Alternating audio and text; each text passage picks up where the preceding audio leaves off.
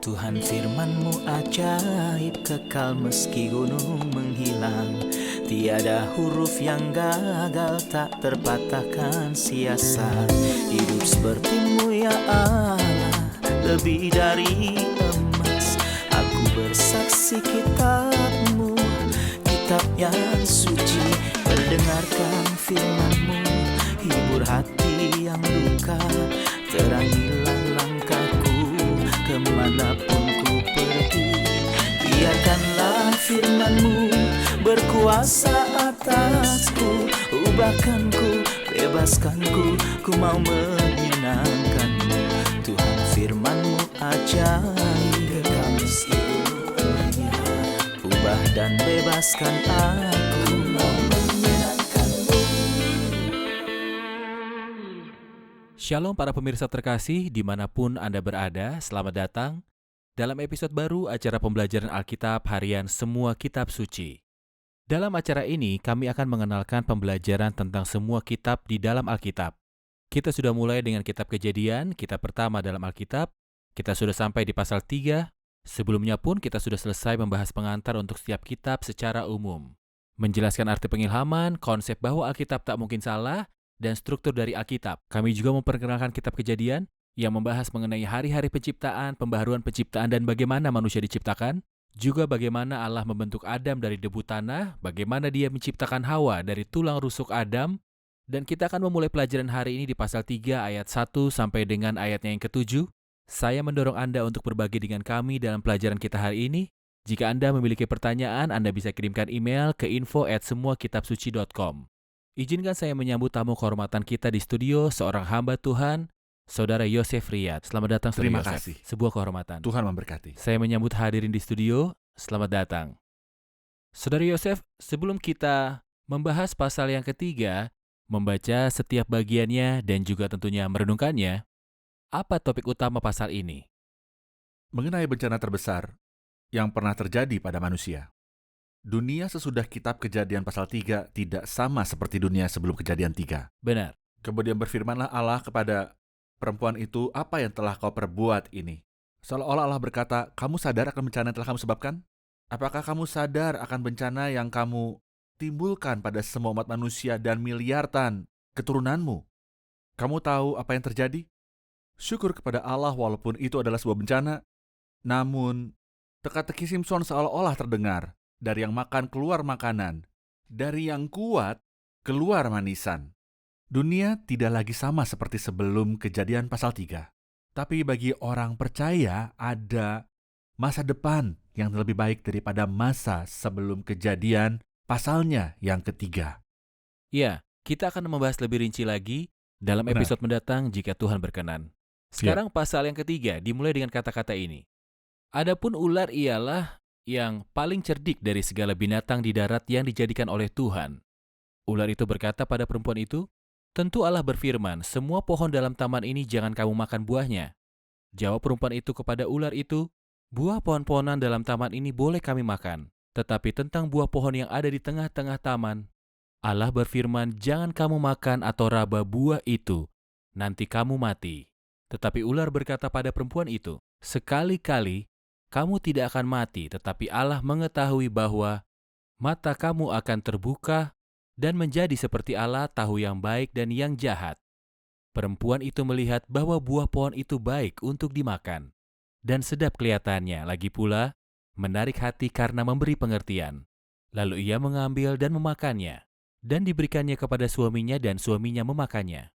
Maka terbukalah mata mereka, dan mereka tahu bahwa mereka telanjang. Lalu mereka menyemat daun pohon ara dan membuat cawat. Baik, pasal ini dimulai dengan kalimat, adapun ular ialah yang paling cerdik dari segala binatang di darat. Apa maksudnya? Siapakah ular? Siapakah ular? Kita tidak tahu siapakah ular itu sampai kita membaca kitab terakhir dalam Alkitab. Ada rujukan tentang ular dalam surat 2 Korintus pasal 11. Waktu dia berkata, tapi aku takut kalau pikiran kamu disesatkan seperti Hawa diperdaya oleh ular, pikiran kamu disesatkan dari kesetiaan kamu yang sejati kepada Kristus. Namun kita masih tidak tahu siapa ular itu. Sampai kita membaca kitab Wahyu 12, lalu Wahyu 20. Nanti kita akan mengerti bahwa ular adalah iblis, salah satu nama iblis iblis si naga besar. Ada 4 nama yang diberikan untuk ular dalam kitab Wahyu 12 dan 20. Ular itu adalah iblis. Berarti iblis memasuki taman melalui ular. Benar. Ular hanyalah makhluk hidup yang dipakai iblis untuk menggoda Adam dan Hawa. Tepat. Beberapa kaum liberal mengajukan keberatan tentang bagian ini. Mereka berkata kita perlu kembali dan membicarakan hal ini. Apakah masuk akal jika ular itu berbicara? Seekor ular yang bisa berbicara hanyalah sebuah fantasi belaka, hanya mungkin ada di dalam mitos. Jadi beberapa bagian ini hanyalah sebuah mitos. Apakah si ular benar-benar berbicara? Ular berbicara dan keledai berbicara. Keledai yang berbicara dengan suara manusia mencegah kebodohan seorang nabi. Saya juga khawatir ini juga terjadi pada mereka yang meremehkan kata-kata dan juga ucapan Allah. Tentu saja ular tidak secara alami bisa bicara. Tetapi ketika iblis masuk ke dalamnya, iblis memberinya kemampuan untuk dapat berbicara. Iblislah yang bicara. Ia memakai ular sebagai alat untuk memperkenalkan dosa. Benar. Baik ular maupun keledai secara alami tidak bisa berbicara. Tapi ketika dibutuhkan, Allah membuat keledai berbicara. Iblis juga membuat ular dapat berbicara. Benar, inilah yang dilakukan iblis terhadap ular. Benar. Jadi iblis memasuki ular dan di kemudian hari ular menjadi salah satu namanya iblis. Benar. Dapatkah Anda menceritakan kepada kami nama lain iblis yang disebutkan di dalam Alkitab? Misalnya sebelum terjadi peristiwa kejatuhan manusia, dia disebut yang diurapi kerub penjaga. Tapi sesudah kejatuhan adalah si ular, si naga besar, juga disebut setan, juga disebut iblis, juga disebut si jahat, Dan penyesat? dan penyesat. Nama-nama itu memberi kita gambaran akan lingkup kerja dan strategi dari si iblis. Ya, benar. Dia masuk ke dalam taman melalui ular dan mulai mendekati Hawa. Ya. Ceritakan pada kami bagaimana dia menggunakan tipu daya kelicikan, strategi menggoda Hawa supaya ia jatuh. Apa strategi iblis? Pertama, terkait frasa yang paling cerdik. Sebagai tambahan ada arti lain yang lebih jelas dalam bahasa Arabnya, yaitu dia baik dan ramah. Baik dan ramah. Baik dan ramah artinya dia tidak terlihat berbahaya. Misalnya mungkin ada orang yang berkata kalau seorang anak biasanya takut pada anjing, tapi tidak takut pada ular. Jadi kalau ada ular yang mendekati, dia cenderung bermain dengan ular. Tapi anak itu berada dalam bahaya. Kata yang paling cerdik menunjukkan bahwa iblis suka menipu dan licik. Iblis memakai tipuan dan juga kelicikan. Dia terus memakai strategi ini, yaitu membuat manusia meragukan firman Tuhan. Sampai saat ini, kita masih berhadapan dengan strategi dari si iblis ini. Mereka meragukan Alkitab. Misalnya mereka berkata bahwa pasal-pasal pertama dalam kitab Kejadian adalah mitos yang tidak bisa kita pahami. Tidak, ini adalah firman Tuhan yang dikutip dan dirujuk oleh Kristus. Kita berpegang pada setiap firman yang keluar dari mulutnya Allah. Ini merupakan iman kita. Tapi iblis mulai dengan berkata, tentu Allah berfirman. Jadi dia mulai dengan menabur keraguan-raguan, lalu ke gaya lain. Ini adalah penyangkalan. Allah berkata, kamu akan mati, tapi iblis berkata, kamu tak akan mati. Lalu muncul panah yang paling berbahaya ketika ular berkata kepada Hawa, tapi Allah mengetahui bahwa pada waktu kamu makannya matamu akan terbuka dan kamu akan menjadi seperti Allah tahu tentang yang baik dan jahat. Seolah iblis ingin mengatakan kalau Allah tidak mengasihi kita, bahwa Allah hanya mengasihi dirinya sendiri. Ini jauh sekali dari Allah yang kita kenal melalui Alkitab. Hawa terjatuh dalam perangkap dan mulai menanggapi si ular itu. Benar, ya. Dia telah berdosa terhadap firman Tuhan. Apa yang dia lakukan? Dia menamai 2 kata, menghapus 2 kata, dan mengubah 2 kata. Kata apa? Semua pohon dalam taman ini boleh kau makan buahnya dengan bebas. Hawa menghapus kata semua dan bebas. Itulah 2 kata yang dihapusnya. Dia menambahi, janganlah kamu raba. Buah itu nanti kamu mati. Tuhan tidak mengatakan apa-apa tentang jangan kamu raba. Perempuan itu juga mengatakan nanti kamu mati, bukannya pastilah kamu mati. Artinya mungkin mereka mati, mungkin tidak sekali. mati. Dia menambah 2 kata, menghapus 2 kata, dan mengubah 2 kata. Dan kata lain itu tidak akurat. Ya. Tentu saja ini adalah cara menuju kejatuhan. dan memiliki akibat yang buruk sekali bagi seluruh umat Benar. manusia di kedepannya nanti. Benar. Kita akan kembali lagi untuk menjawab pertanyaan dari hadirin.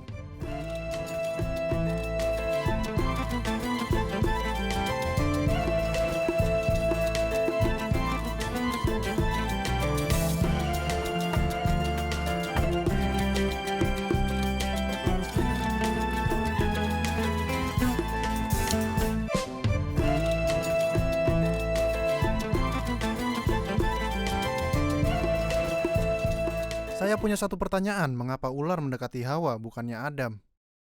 Betul. Mengapa mendekati Hawa bukan Adam? Dia menggoda si perempuan, bukannya si laki-laki. Inilah cerdikan dia. Ular ialah binatang yang paling cerdik dari segala binatang di darat. Dia suka menipu. Si ular iblis tahu bahwa perempuan lebih mudah ditipu. Dan hal ini adalah benar. Di dalam perjanjian baru, Alkitab katakan, aku tidak mengizinkan perempuan untuk mengajar. Mengapa demikian? Karena mungkin perempuan lebih mudah ditipu. Ular juga tahu bahwa secara alami perempuan suka mencari tahu. Dalam arti, dia cenderung mudah untuk menjadi penasaran. Jadi si ular datang menggoda Hawa mengenai pohon ini. Hawa pasti memiliki semacam rasa penasaran untuk mengetahui rahasianya. Ular juga tahu bahwa Adam mungkin tidak akan tertipu. Tapi di bawah pengaruh istrinya, mungkin dia menjadi setuju. Alkitab menyatakan kalau Adam tidak tertipu, tapi perempuan itu yang tertipu. Ular tahu bahwa dia tidak perlu untuk mencobai Adam. Cukup mencobai Perempuan pengaruhi perempuan laki-laki. itu saja. Entah bagaimana perempuan itu bisa meyakinkan. Benar, itulah yang terjadi. Tepat sekali. Alkitab menyatakan dalam ayatnya yang ke-6, perempuan itu melihat bahwa buah pohon itu baik untuk dimakan, lagi pula menarik hati, karena bisa memberikan pengertian. Ada 3 hal dikatakan tentang pohon itu. Apa saja itu? 3 hal itu adalah 3 cara utama yang sering digunakan oleh iblis untuk mencobai manusia. Yang kelak juga dinyatakan dalam surat 1 Yohanes 2. Janganlah kamu mengasihi dunia dan apa yang ada di dalamnya, sebab semua yang ada dalam dunia yaitu keinginan daging, keinginan mata, keangkuhan hidup. 3 serangkai ini nampak jelas dalam ayatnya yang ke-6. Kita melihat keinginan daging, waktu dikatakan perempuan itu melihat bahwa buah pohon itu baik untuk dimakan dan sedap kelihatannya. Lagi pula pohon itu menarik hati karena dia memberikan pengertian. Dengan kata lain, itu akan buat kita mencari pengetahuan yang penuh. Inilah keangkuhan hidup. Iblis menggunakan taktik yang sama dengan yang digunakan terhadap Hawa. Taktik ini masih digunakan sampai hari ini. Kita harus hati-hati dengan apa yang terjadi pada Hawa, supaya kita tidak jatuh ke dalam perangkat yang sama. Benar. Mana yang paling berbahaya? Iblis datang dalam rupa ular atau singa? Mana yang lebih membahayakan manusia? Waktu iblis datang dalam rupa seekor singa, kita biasanya merasa lemah lalu berpaling pada Tuhan. Namun ketika iblis datang dalam rupa ular, kita merasa mampu menghadapinya dan tak bisa menipu kita sehingga kita terjatuh. Oleh karena itu pada waktu itu, misalnya pada waktu zaman martir, orang-orang percaya melekat dan hanya dekat pada firman Tuhan. Tapi ketika iblis mulai memakai kelicikan dan kecerdikannya seperti yang dilakukan dalam Kejadian pasal yang ke-3 dan mengulanginya lagi dengan orang-orang percaya, sayangnya banyak yang kemudian tertipu. Waktu iblis datang dalam rupa singa, kita merasa lemah lalu kita menyerahkan diri pada Tuhan kemudian mendapat kemenangan. Itu sebabnya pada masa kini ketika iblis datang dalam rupa singa, kemudian mulai menyerang gereja, kita melihat orang-orang percaya bersatu Benar, dan kemudian berdoa bersama. benar. Tapi ketika situasi tenang, iblis masuk di antara orang percaya lalu menyebabkan perpecahan dan masalah. Ya. Jadi walau di luar gereja tenang, di dalamnya mendidih. Ini pekerjaan Betul. ular. Saya pikir itu Tepat. sebabnya Petrus tidak berkata, tetapi aku takut ketika dia merujuk iblis sebagai singa. Benar, Dan berkata, tetapi aku takut ketika merujuk iblis sebagai ular. benar sekali. Ya, sebagai akibatnya, Hawa memakan buah itu dan memberinya pada Adam. Maka terbukalah mata mereka berdua, dan mereka tahu bahwa mereka telanjang. Sebelumnya telanjang, tapi mereka tidak menyadarinya. Benar. Apa akibat langsung kejatuhan manusia yang tidak bisa dihindari, Saudara Yosef? Iblis mengucapkan berbagai perkataan yang bukan semuanya adalah kebohongan. Jika dia berbohong 100%, maka akan mudah ketahuan. Dia tawarkan kebenaran yang dicampur aduk dengan kebohongan seperti yang dilakukan selama ini. Sekali-kali kamu tak akan mati, itu bohong. Tetapi Allah mengetahui bahwa pada waktu kamu makan ya, matamu akan terbuka. Matamu akan terbuka adalah sebuah kebenaran. Dan kamu akan jadi seperti Allah, tahu yang baik dan yang jahat.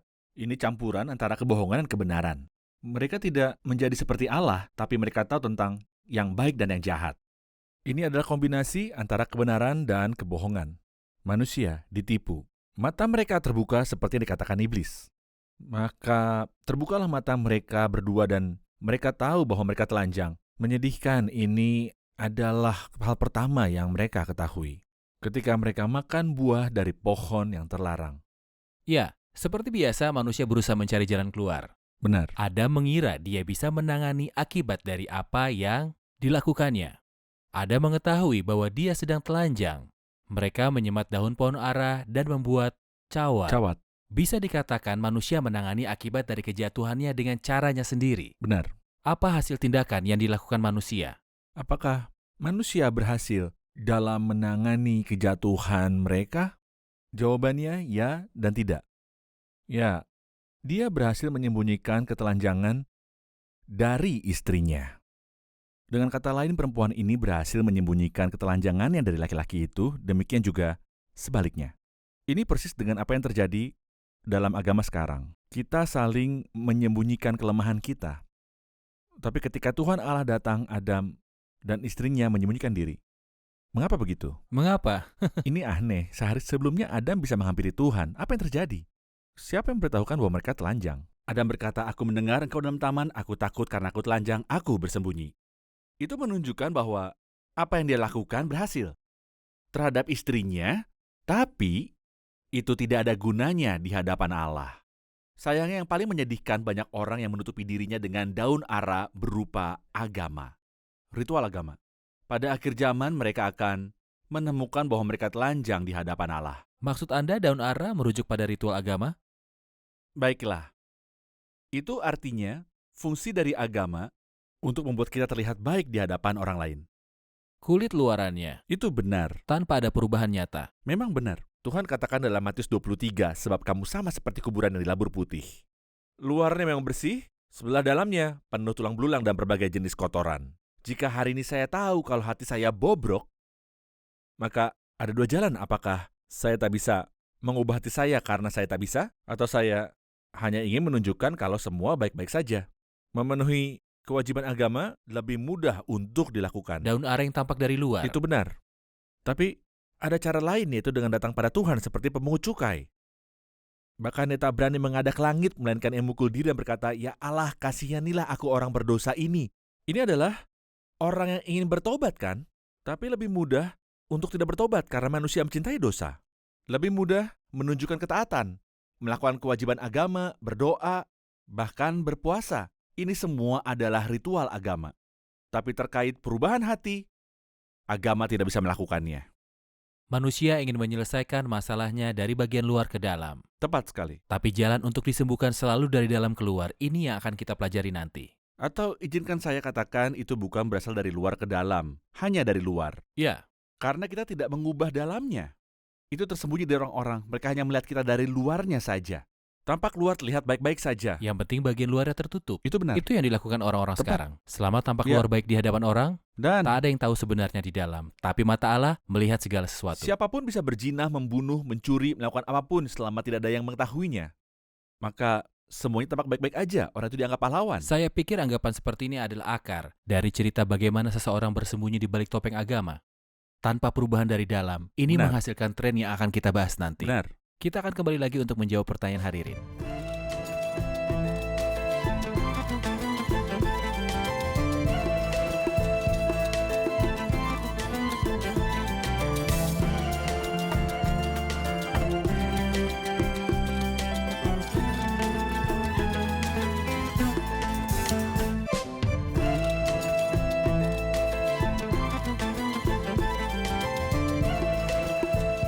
Tolong jelaskan perbedaan antara cobaan iblis terhadap Adam di Taman Eden dan cobaan iblis terhadap Kristus di tengah padang gurun. Saudara Yosef, kami ingin membandingkan antara Adam yang terjatuh dan Kristus yang menang.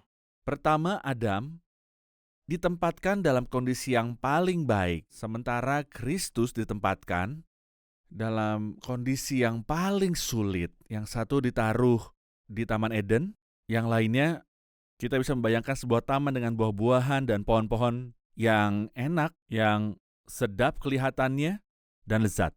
Sementara Kristus dicobai di padang gurun. Selama 40 hari, Yesus tidak makan sampai akhirnya dia lapar. Itu merupakan paradoks pertama. Kedua, cobaan itu mirip-mirip. Ini memang caranya iblis. Dia sudah mencobanya, berhasil terhadap Adam. Juga terhadap jutaan keturunan Adam. Tapi dengan cara yang lebih sulit, yaitu keinginan daging, keinginan mata, dan keangkuhan hidup. Apa hal itu terulang lagi dalam cobaan iblis terhadap Kristus di padang gurun atau di atas gunung?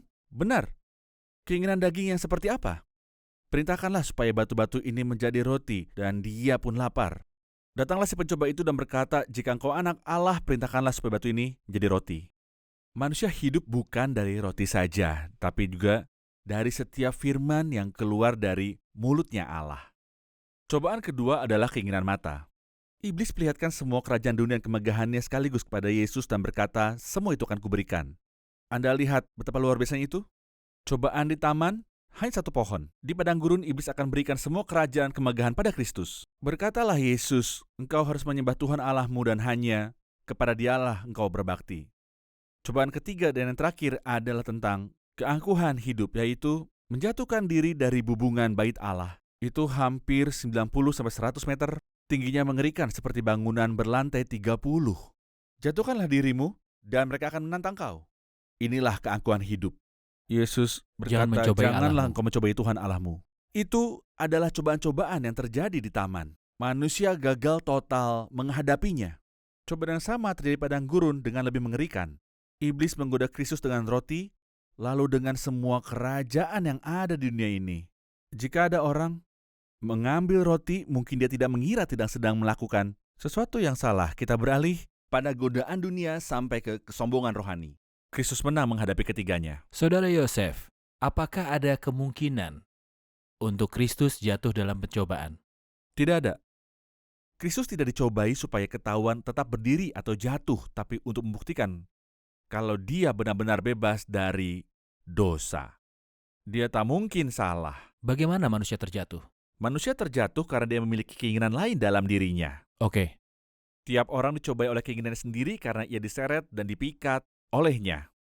Bagaimana kita membuktikan bahwa Kristus berbeda? Cobaan itu sudah membuktikannya. Adamlah yang pada akhirnya melarikan diri. Itu tertulis dalam kitab Kejadian pasal yang ketiga. Tapi dalam Injil Matius 4 dan Lukas pasal 4, iblislah yang melarikan diri. Benar. Iblis melarikan diri dari hadapan orang kudus ini. Ketika setan bertemu dengan Yesus di rumah ibadat, setan berkata, aku tahu siapa engkau. Yang kudus dari Allah. Beberapa teolog zaman sekarang tidak tahu bahwa Kristus kudus sama seperti pangkuan Allah dari mana dia berasal. Iya. Tapi iblis tahu. Dikatakan, sebab itu anak yang akan kau lahirkan itu akan disebut kudus, anak Allah. Benar? Yesus pun berkata, siapa di antaramu yang membuktikan bahwa aku berbuat dosa? Benar. Sebab penguasa dunia ini tidak berkuasa sedikit pun atasku. Benar? Petrus berkata, ia tidak berbuat dosa. Paulus berkata, dia yang tak mengenal dosa. Yohanes berkata, di dalam dia tak ada dosa. Ibrani 4 ayat 15, sebaliknya sama Itu dengan benar. kita, ia telah dicobai, namun tak berdosa. Dia kudus, dia tidak dicobai supaya tetap berdiri atau jatuh. Benar. Tapi untuk membuktikan bahwa dia tak mungkin salah. Tepat sekali. Meskipun manusia terjatuh, tapi Allah telah menyediakan jalan untuk menyembuhkan. Ini yang akan kita pelajari di episode selanjutnya jika Tuhan berkehendak. Terima kasih Saudara Yosef, Tuhan berkati. Terima kasih hadirin. Kita siap untuk merangkum. Jadi, apa yang telah Anda pelajari hari ini? Kita sudah belajar tentang strategi iblis yang selalu dipakainya sejak zaman dahulu hingga hari ini. Iblis suka mempertanyakan firman Tuhan dan memelintirnya, seperti yang dia lakukan di Taman Eden terhadap Hawa. Iblis memberitahunya Allah pastilah tidak mengasihi mereka karena melarang mereka makan dari pohon pengetahuan yang baik dan jahat. Iblis masih melakukan hal yang sama sampai sekarang. Dia menaruh keraguan di hati manusia mengenai kasih Allah, tapi bukannya kita tidak mengerti akan rancangannya. Semoga Tuhan melindungi kita dari serangan utama iblis, keinginan daging dan keinginan mata, serta keangkuhan hidup.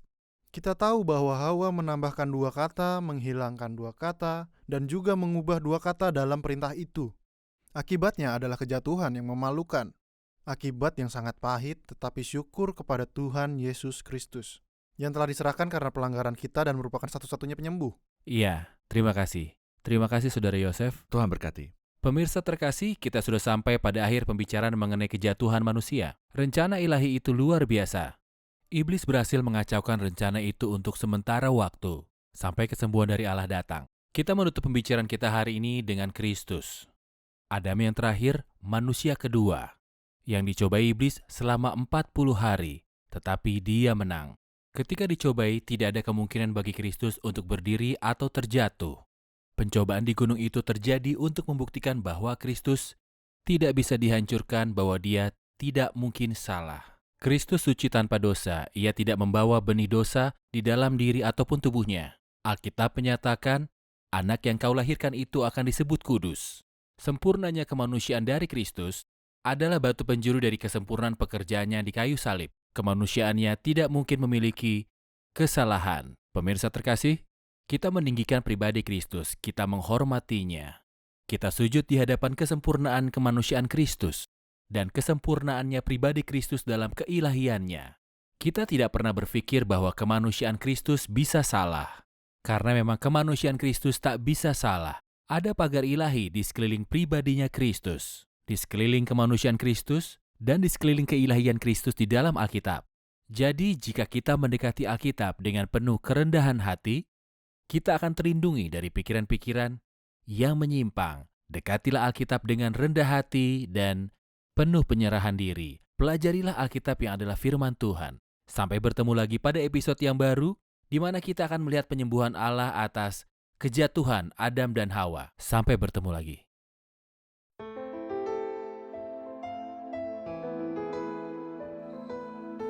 Tuhan firman-Mu ajaib, kekal meski gunung menghilang. Tiada huruf yang gagal, tak terpatahkan sia-sia. Hidup seperti-Mu ya Allah, lebih dari emas. Aku bersaksi kitab-Mu, kitab yang suci.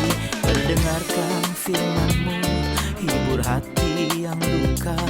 Terangilah langkahku kemanapun ku pergi. Biarkanlah firman-Mu berkuasa atasku. Ubahkanku, bebaskanku, ku mau menyenangkan-Mu. Tuhan firman-Mu ajaib, kekal meski gunung. Ubah dan bebaskan aku.